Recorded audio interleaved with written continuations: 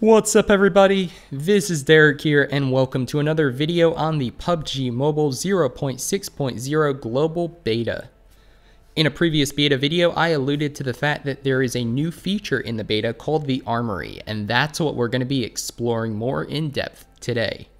The Armory can be found if you look in the bottom left-hand portion of your screen next to Room. You'll see Invite Training Room and then Armory right in a row there, and we're going to go ahead and click on the Armory to get into it.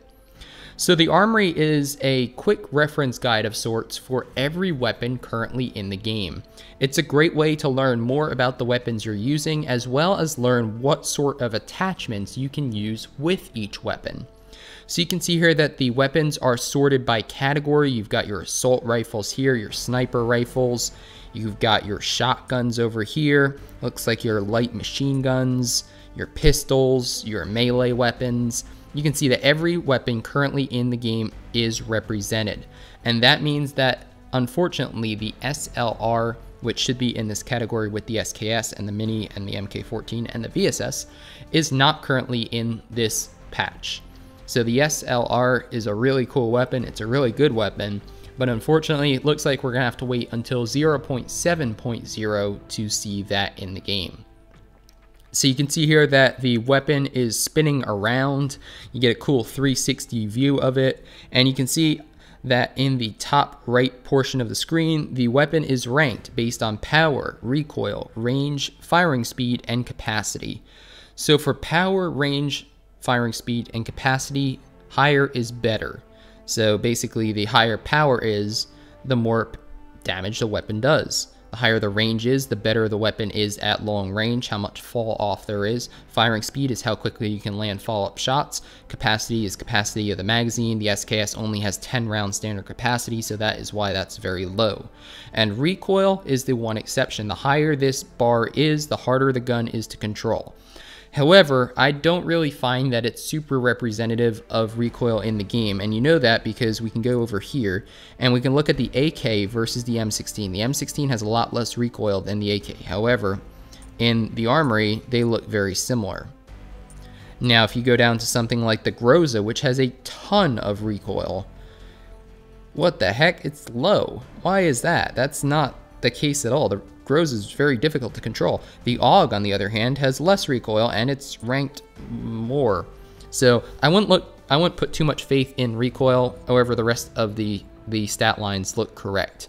And unfortunately, this isn't super geeky. It's not like, oh, power for the AUG is 46 base damage or whatever it is. But it's still a neat, quick way to compare various weapons. More useful, especially for people new to the game, is that this mode tells you what sort of attachments you can use on every weapon. So if you're wondering what can the AUG A3 actually use for a sight, you can click on sight and you'll see that it's compatible with everything from the red dot all the way up to the 8x scope. How about a muzzle? Well, we've got a compensator, a flash hider, or a suppressor. And let's say we want to add a suppressor to it. Now it updates that view in real time, so you can see what the weapon actually looks like with the attachments you select. If you add a extended quick draw magazine, you can see that now that has been updated and the firing speed and the capacity are up. So we've got a grip, we could add an angled foregrip or a vertical foregrip, and you can see how that slightly reduces recoil.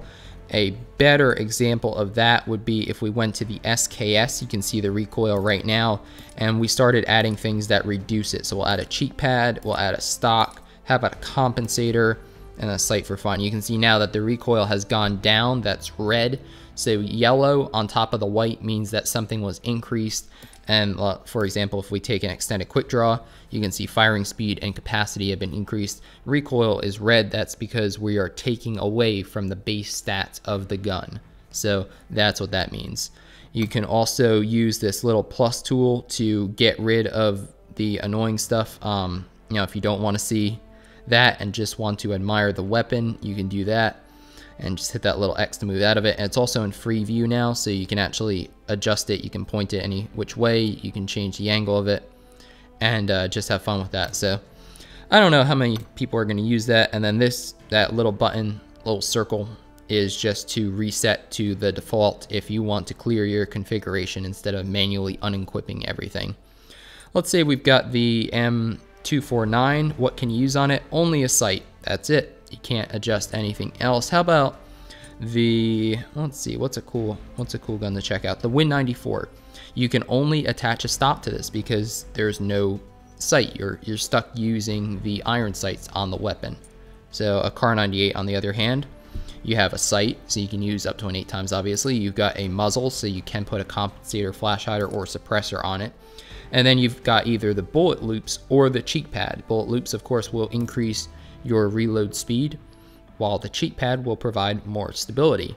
So the Armory is a pretty neat thing. If you have any questions, definitely leave them down in the comments below. Otherwise, I hope this video helped you out in better understanding how to use the Armory.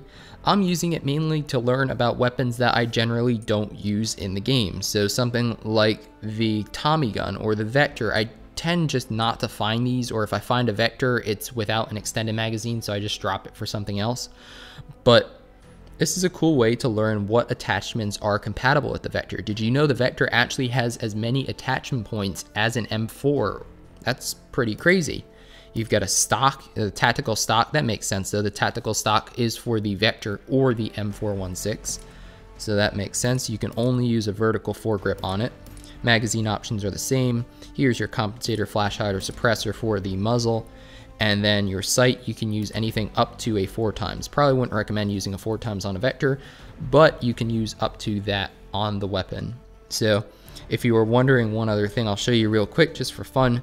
Machete, so these are your melee weapons. They are only ranked on power. Everything is the same except the pan, because the pan is crazy good. Pan has a power of 80, whereas the other ones have a power of 60, so that's why that's higher. So it doesn't tell you that. However, it it does show you, again, relatively what the power of each one is. Legendary rank 4 armor. Nothing can penetrate the pan. I love that they've translated some of that stuff and made it funny. So this has been the Armory. This is Derek. Thanks for watching the video. If you enjoyed it, definitely hit that like button to help the channel grow, and consider subscribing if you haven't already for tons more PUBG Mobile content. I hope to see you on the battlefield soon, or in the beta.